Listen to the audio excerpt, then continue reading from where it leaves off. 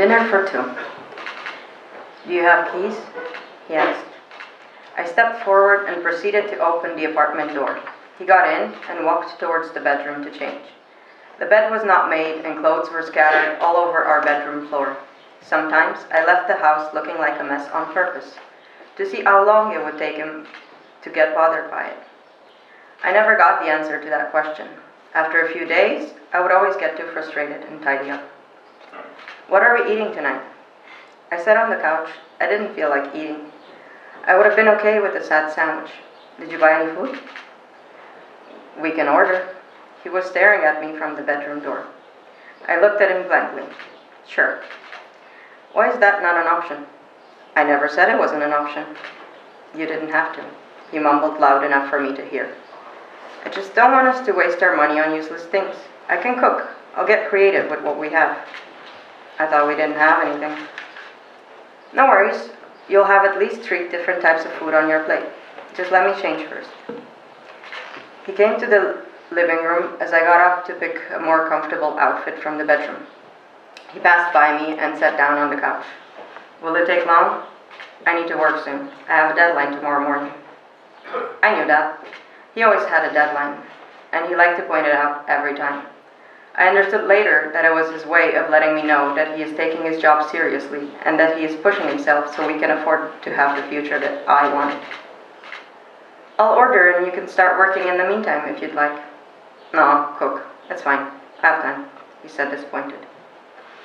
I would have saved myself some mental energy if I would have considered that we were going to come home late and won't have time to go to the store before dinner.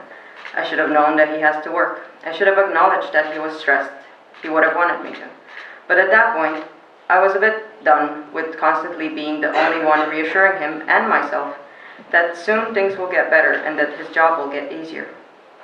Can't you take on less? Is there no one in your team that you can share the workload with? Want to watch something together while we eat? I don't know. I'll start cooking.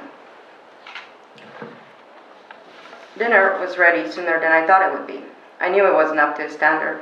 It was just some rice and a few veggie patties. Only 2 things. I didn't keep my word. He brought on some random episode from How I Met Your Mother.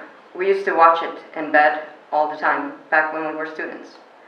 But in 4 years, our worries and responsibilities changed. He ate fast and chewed loudly. I turned the volume up. Do you like the food? It's all right. We finished eating.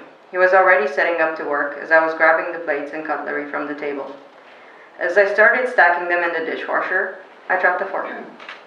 He looked at me and said, "Could you do that later, babe? I need to focus." I stopped. I went to the bathroom and got ready for bed. Then I picked up the book I was reading at the time and started reading.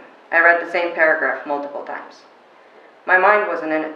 I read for 5 or 10 minutes then, and then scrolled through countless social media posts. I did that till my eyes started burning, and then I read a bit more until I fell asleep.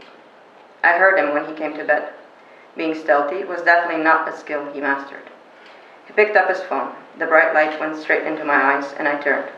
"Sorry," he whispered.